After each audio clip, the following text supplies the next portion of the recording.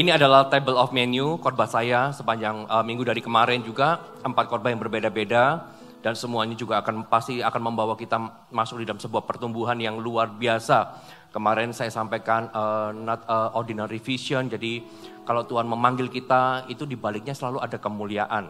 Selalu ada glory, ada pesannya. Jadi kalau hari ini kita berada di dalam sebuah kegerakan, jangan berhenti. Teruslah melakukan segala sesuatu buat Tuhan. Karena ada janji Tuhan di dalamnya. Bapak bisa dengarkan nanti di YouTube-nya juga. Dan pagi hari ini Growing Like the Thessalonian.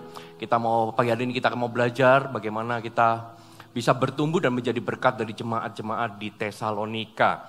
Mari kita buka sama-sama di dalam 1 Tesalonika. Pasal yang kedua ayat ke-13 sampai 14 terlebih dahulu. 1 Tesalonika pasal yang kedua ayat ke-13 sampai 14.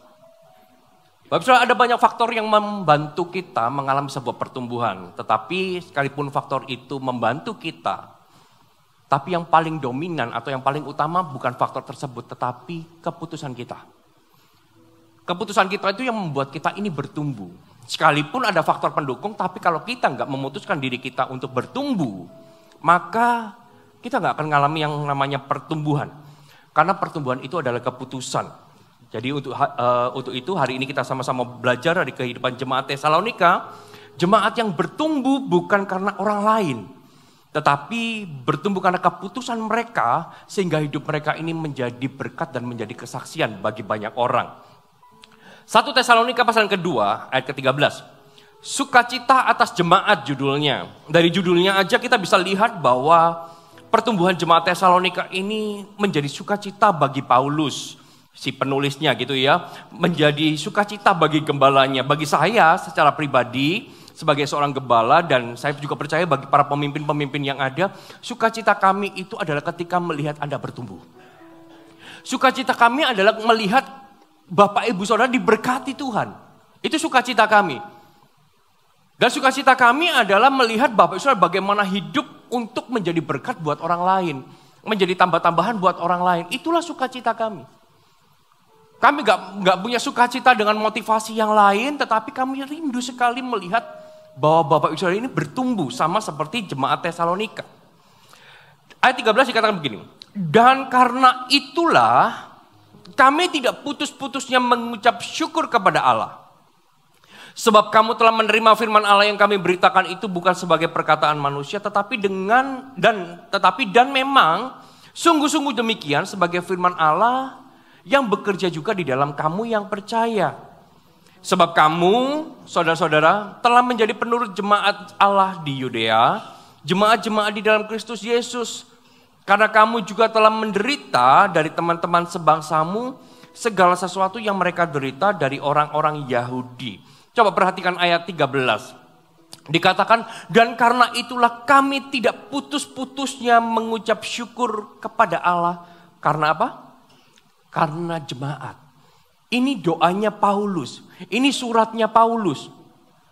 Ditulis oleh Paulus yang lahir dari sebuah perasaan yang amazed, yang bangga atas kehidupan jemaat. Lahir dari sebuah perasaan yang begitu sukacita yang besar melihat pertumbuhan yang luar biasa yang terjadi atas kehidupan jemaat di Tesalonika. Di pasal kedua ini Paulus mencoba mengungkapkan rasa syukurnya kepada Tuhan. Tuhan, bersyukur sekali punya jemaat yang luar biasa. Sama seperti hari ini saya bersyukur punya Anda. Saya bersyukur kepada Tuhan. Wow, luar biasa jemaat ini bertumbuh sekali. Saya bersyukur dan rasa syukur yang sama gitu ya. Yang dialami oleh Paulus. Makanya di dalam suratnya ini Paulus itu mengucap syukur Tuhan, terima kasih ya buat pertumbuhan yang Tuhan sudah lakukan di dalam kehidupan jemaat di Tesalonika.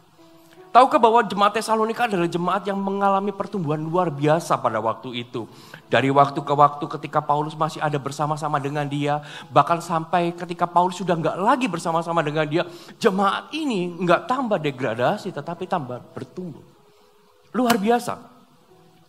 Mereka bertumbuh dan menjadi kesaksian sehingga di dalam suratnya Paulus menyatakan sukacitanya itu, pertumbuhan ini bukan karena manusia. Karena apa? Karena Paulus pelayanan di Tesalonika itu cuma sebentar, Pak Saudara.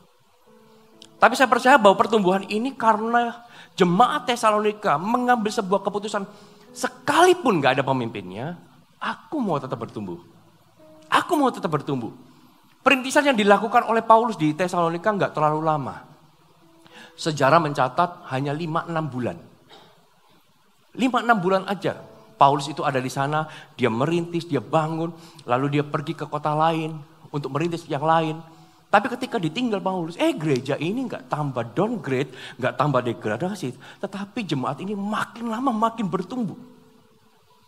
Makin lama makin bertumbuh. Dengan waktu singkat jemaat Tesalonika ini begitu luar biasa pertumbuhannya. Di tengah-tengah perkabaran Injil yang dilakukan, jemaat Tesalonika ini mengalami tekanan pada waktu itu. Mengalami penindasan, mengalami aniaya oleh orang-orang yang ada pada waktu itu, oleh orang pemimpin-pemimpin agama pada waktu itu. Iman Kristen sangat-sangat mengalami tekanan pada waktu itu. Tetapi itu gak membuat mereka ini mengalami stuck di dalam pertumbuhan iman. Tapi justru mengalami upgrade yang luar biasa. Justru dengan apa yang terjadi gitu, iman mereka bertumbuh. Karena apa? Karena mereka gak membatasi diri mereka dengan keadaan yang ada. Sekalipun keadaan itu menghimpit mereka, tetapi mereka mengambil sebuah keputusan, aku mau bertumbuh. Karena apa? Karena aniaya gak bisa batasi. Kelemahan mereka gak bisa membuat mereka berdiam. Justru di dalam kelemahan, mereka makin bangkit. Imannya makin berdiri. Itu yang membuat mereka ini bertumbuh luar biasa. Dan saya percaya bahwa pertumbuhan gak bergantung dengan keadaan. Apapun keadaan kita bisa bertumbuh. Karena pertumbuhan itu keputusan. Katakan amin. Coba kita lihat, 1 Tesalonika 1 ayat ke-6 sampai ayat yang ke-8. Ini yang terjadi di dalam kehidupan jemaat Tesalonika. Pasal yang pertama ayat ke-6 sampai ke-8. Dan kamu telah menjadi penurut kami dan penurut Tuhan.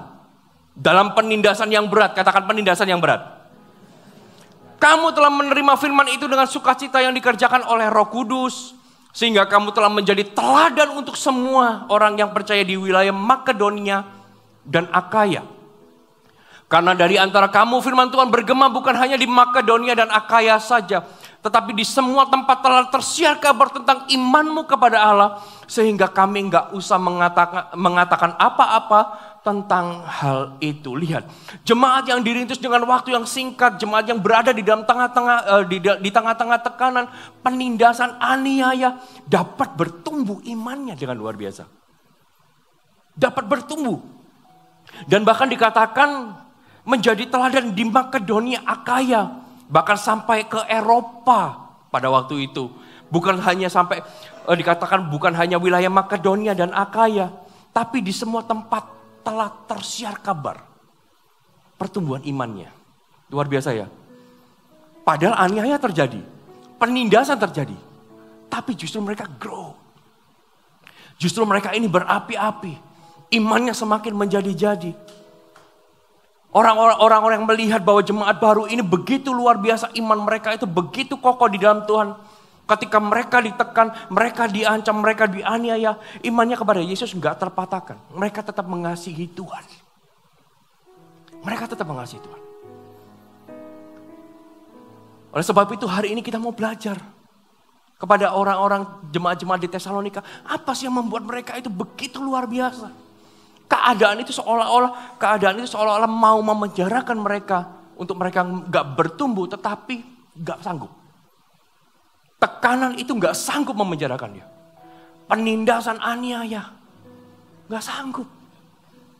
Padahal hari ini kalau kita mau lihat, orang mau ibadah gitu ya.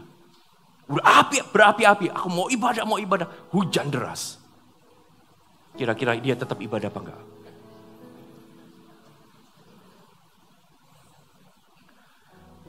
Halo? Ibadah apa enggak?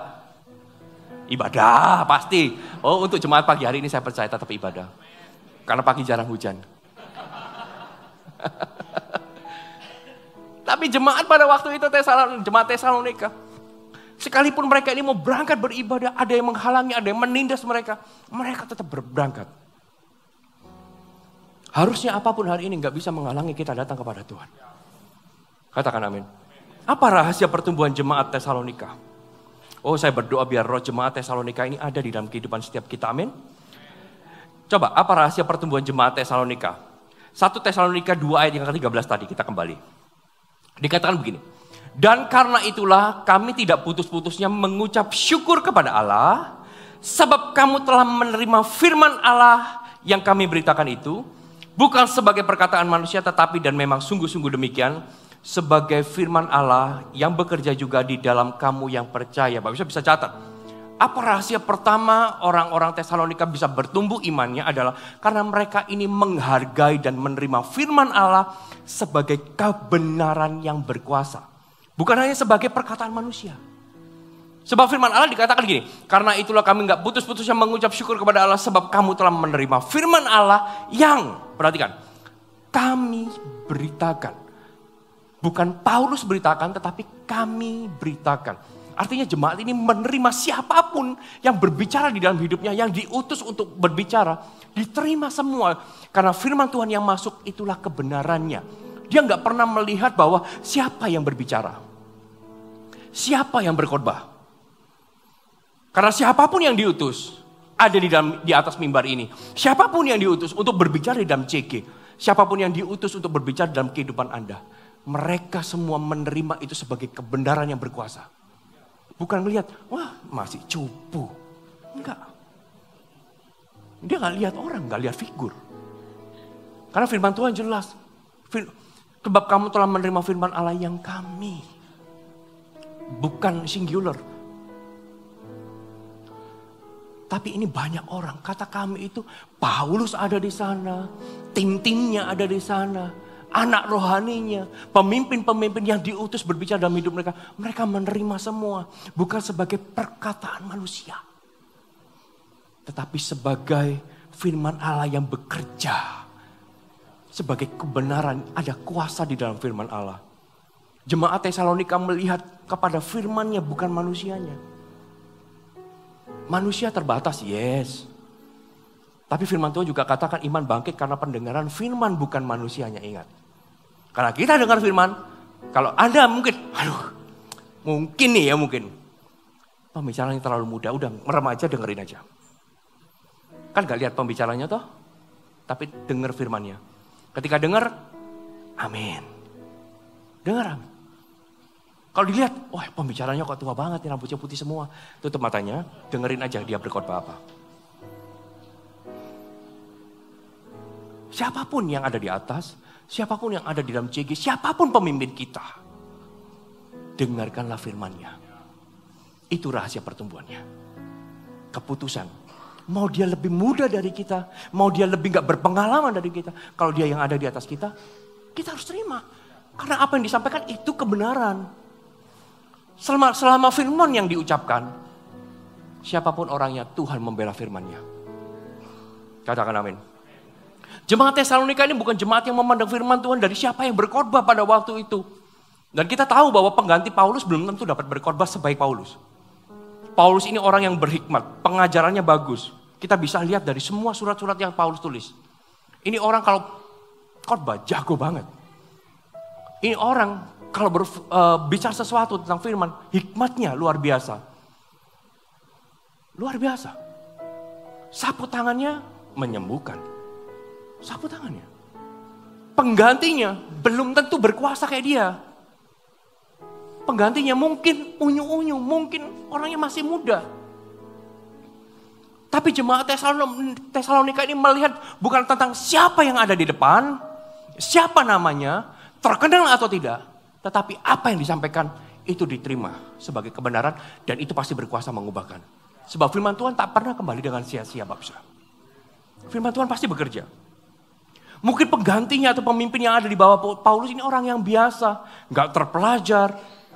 Karena Paulus ini orang yang sekolahnya tinggi banget. Mungkin penggantinya enggak di bawah Gamaliel. Tapi mereka enggak lihat itu.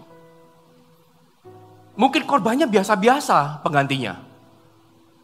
Setelah 5 bulan, 6 bulan biasa dengar khotbah yang wah, tepuk tangan. Tiba-tiba Paulus pergi penggantinya khotbahnya biasa banget. Dia gak bilang tuh, khotbahnya cetek banget sih. Orang kalau dengar firman, dia bilang, khotbahnya biasa, gak akan bertumbuh. Siapapun yang ada di atas sini, menyampaikan sesuatu, gak ada yang biasa. Firman Tuhan gak ada yang biasa. Saya ini sekolah teologi kan ya, ambil S2. Dan ketika profesornya ngajar saya gitu ya, saya diajar sebuah statement yang buat saya amazed, bahwa teologi itu bukan kita mempelajari Tuhan.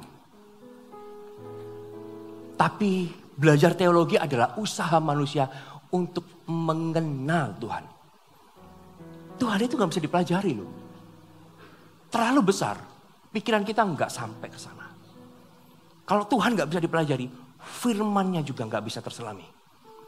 Masa kan firman Tuhan diucapkan, firman-Nya biasa. Sombong amat kita. Oh, Tuhan lo gak terselami. Kita gak bisa mempelajari. Kita hanya berusaha untuk mengenal. Makanya saya percaya gak ada firman yang biasa. Semua firman itu bekerja luar biasa di dalam kehidupan setiap kita. Asalkan apa?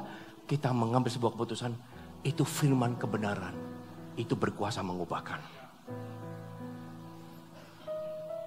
Orang-orang Tesalonika menganggap setiap firman yang dia dengar itu seperti Tuhan berbicara langsung di dalam hidupnya. Dia nggak lihat figurnya, dia nggak lihat orangnya. Tapi melihat bahwa Tuhan sedang berbicara sama aku. Bapakku sedang berbicara sama aku. Itu yang mereka. Makanya mereka bertumbuh. Kita harus dengar, lihat firman yang datang di dalam kehidupan kita bukan dari siapa pembicaraan, tetapi seperti Tuhan sendiri secara pribadi yang berbicara dalam hidup kita. Itulah yang membuat kita bertumbuh. Ketika mereka dengar firman Allah gitu ya, mereka mendengar sendiri Tuhan bicara. Ketika mereka dengar firman Allah, mereka tahu bahwa Bapaknya sedang membangun kehidupannya. Mereka itu begitu haus akan firman Tuhan, mereka meletakkan firman Tuhan yang mereka dengar di dalam hati mereka. Dan itulah yang mengubah mereka. Sekalipun kanan kiri aniaya penindasan terjadi, imannya tetap bertumbuh. Bisa bayangkan gak waktu itu penindasan terjadi, orang gak bisa datang ke gereja senyaman kita loh. Gak bisa. Firman Tuhannya pasti cepet-cepetan. Oh, saya pernah loh ngalami khotbah cepet-cepetan, khotbah 10 menit. Kalau Bapak bisa saat ikut bersama saya waktu pandemi, awal-awal 2020 di bulan Agustus atau September, pertama kali boleh ibadah. Ada gak yang bersama-sama saya waktu itu ya? Ibadah kita berapa lama? 30 menit Bapak Saudara. Boleh ibadah, tapi 30 menit. Begitu satu worship, saya khotbah cepat-cepatan. Amin, silakan pulang.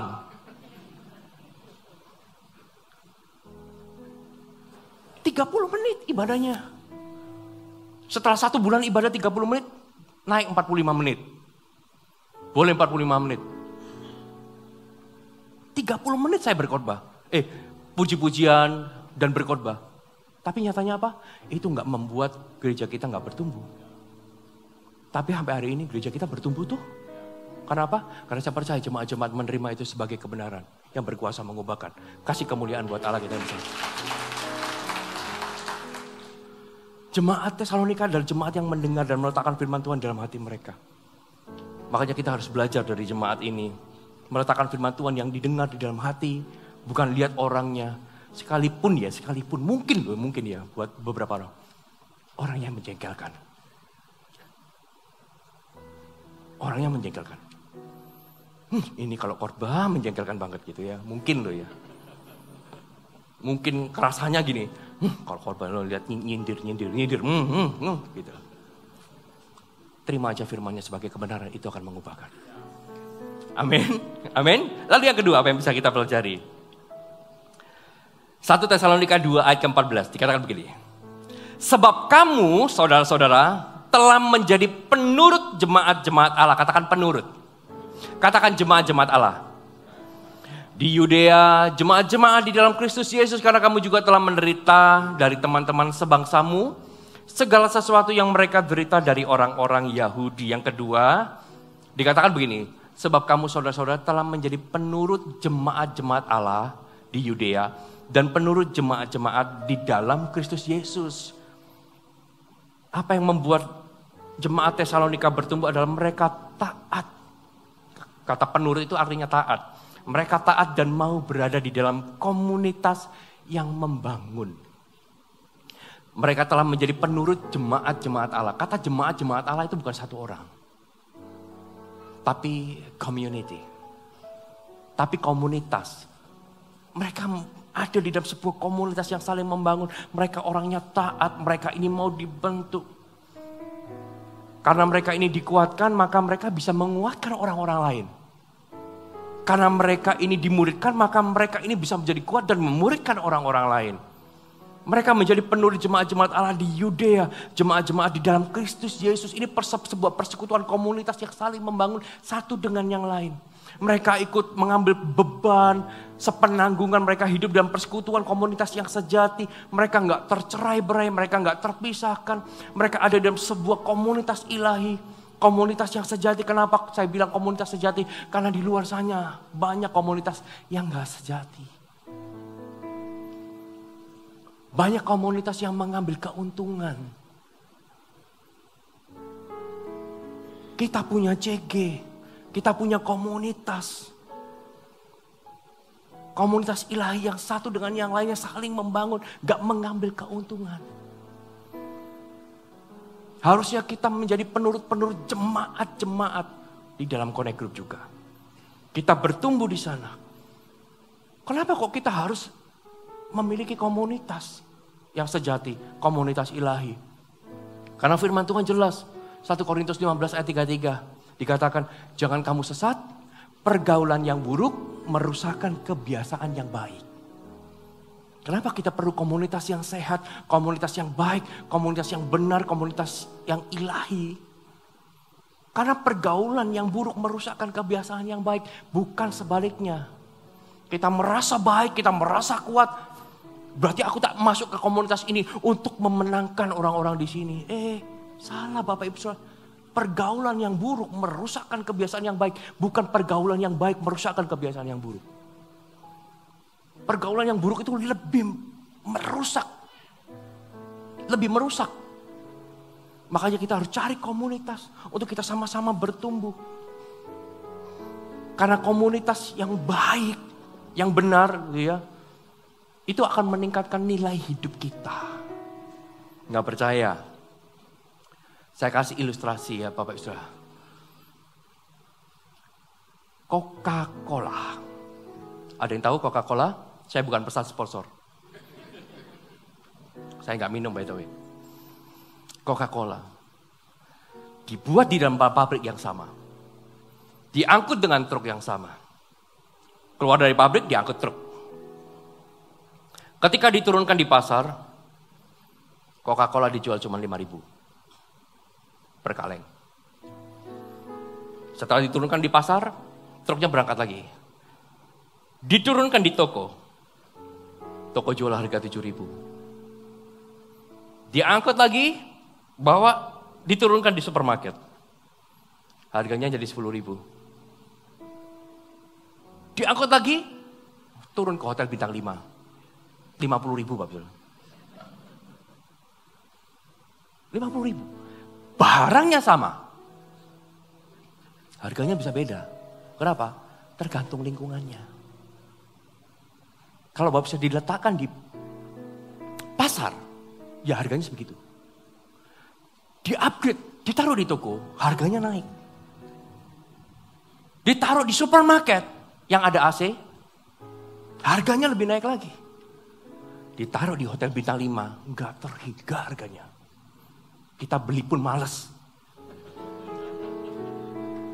Iya kan? Harga segitu. Kalau kita tidur di hotel, mana mau beli makanan di hotel? Di supermarket, lebih murah. Iya kan? Tapi harga kita bisa naik begitu rupa. Karena apa? Karena lingkungan. Komunitas yang baik menaikkan nilai kita. Katakan amin. Dan pertanyaannya berapa nilai yang kau mau ada di dalam hidupmu? Engkau mau menjadi orang yang bernilai atau menjadi orang yang biasa? Itu menentukan di mana hari ini engkau mengambil keputusan komunitas mana aku mau bertumbuh. Lalu yang kedua, kenapa kita harus butuh komunitas gitu ya yang benar? Karena besi menajamkan besi, manusia menajamkan sesamanya. Komunitas yang benar melahirkan atau memaksimalkan potensi kita. Pernah nggak ngerasa Babsa, Anda di dalam CGD disuruh-suruh, ayo berdoa, ayo lakukan ini, ayo lakukan itu. Pernah nggak? Enak ya nggak pernah disuruh. Kalau belum pernah kerasa disuruh, pemimpin-pemimpin tolong suruh mereka. Ya kan, suruh mimpin pujian, padahal suaranya yang nggak cakep-cakep amat. Pernah nggak merasa gitu? Kenapa? Komunitas yang benar itu mendorong kita, mengeluarkan semua potensi yang ada di dalam kita.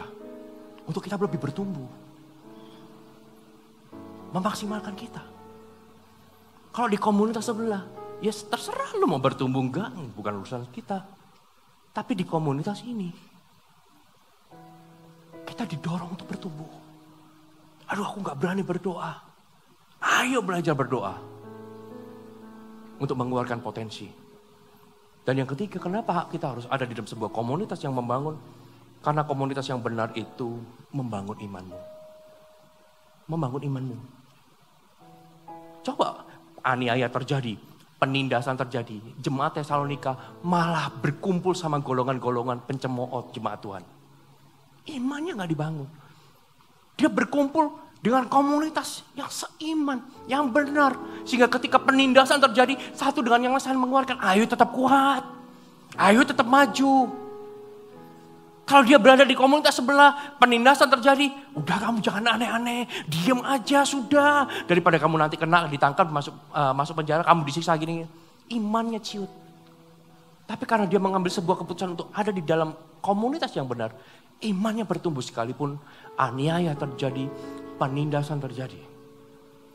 Itu rahasianya bertumbuh. Jadi kalau hari ini mau bertumbuh, jadilah penurut-penurut jemaat-jemaat Allah. Taat dan bertumbuh di dalam komunitas yang ada. Saling membangun, saling menguatkan satu dengan yang lain. Yang ketiga, 1 Tesalonika 4, ayat yang pertama dan kedua.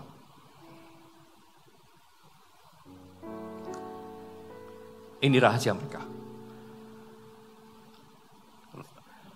Mengapa jemaat Tesalonika bisa bertumbuh sedemikian rupa, sekalipun keadaan kanan kirinya nggak ideal bagi dia. 1 Tesalonika 4 ayat yang pertama dikatakan begini. Akhirnya, saudara-saudara, kami minta dan nasihatkan kamu di dalam Tuhan Yesus. Kamu telah mendengar dari kami bagaimana kamu harus hidup supaya berkenan kepada Allah. Hal itu memang telah kamu turuti. Tetapi baiklah kamu melakukannya lebih sungguh-sungguh lagi.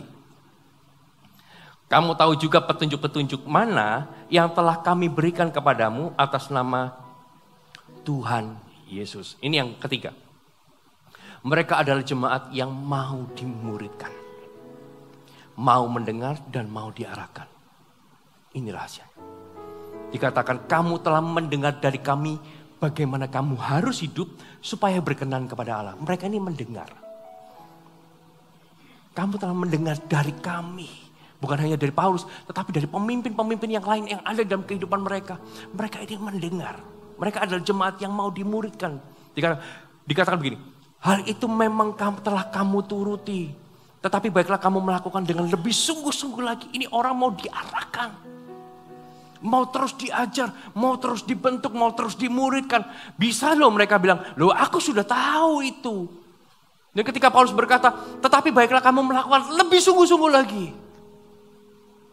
Gak gampang loh. Loh aku sudah. Lebih sungguh-sungguh. Suruh kayak gimana lagi. Tapi mereka tetap mau taat. Ayo lebih sungguh-sungguh lagi. Mereka mau mendengar. Mereka mau diarahkan. Kamu tahu juga petunjuk-petunjuk ini arah. Petunjuk-petunjuk mana yang telah kami berikan kepadamu. Kamu tahu. Dan ini orang yang diarahkan. Jemaat yang mau diarahkan, ayo ke sana ya. Enggak, aku maunya di sini. Ayo ke sana ya. Enggak, aku maunya ke situ. Enggak. Jemaat Tesalonika mau diarahkan, ayo kita ke sana.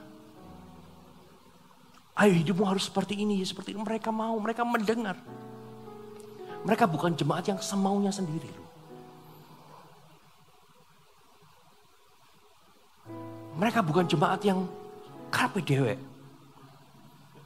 Dikatakan dari kami, ini artinya Paulus dan tim pengembalaan. Mereka mendengar suara pemimpinnya. Mereka mendengar suara gembalanya.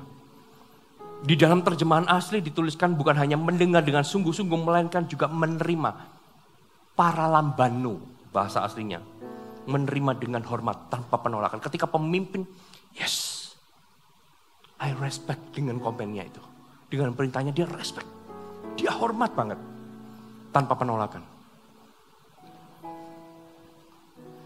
Ini rahasia pertumbuhannya. Mereka tahu bahwa pemimpin-pemimpin pengembalaan mereka bukan pemimpin yang sembarangan bersuara.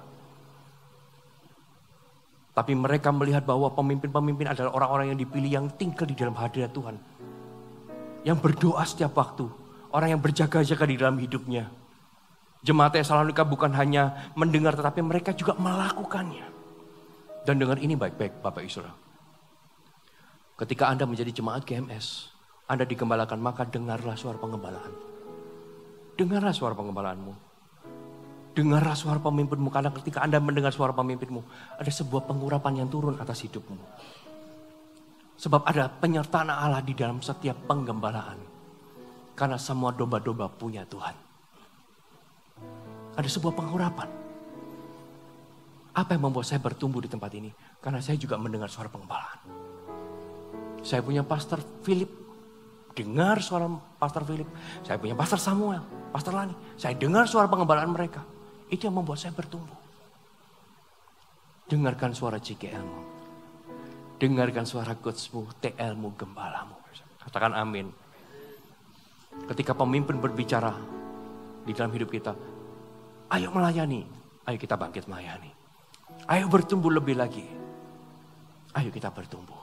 Dan ketika itu Anda pegang, oh saya percaya apapun yang terjadi kanan, kiri, depan, belakang, penindasan, aniaya, sekalipun keadaan yang menjepit keadaanmu, engkau akan tetap bertumbuh, engkau akan tetap menjadi berkat, bukan hanya Makedonia, Akaya, tapi sampai seluruh bangsa-bangsa. Menyembahmu, Tuhan dan Rajaku, memujimu, Yesus kekasih jiwaku, mengikutimu.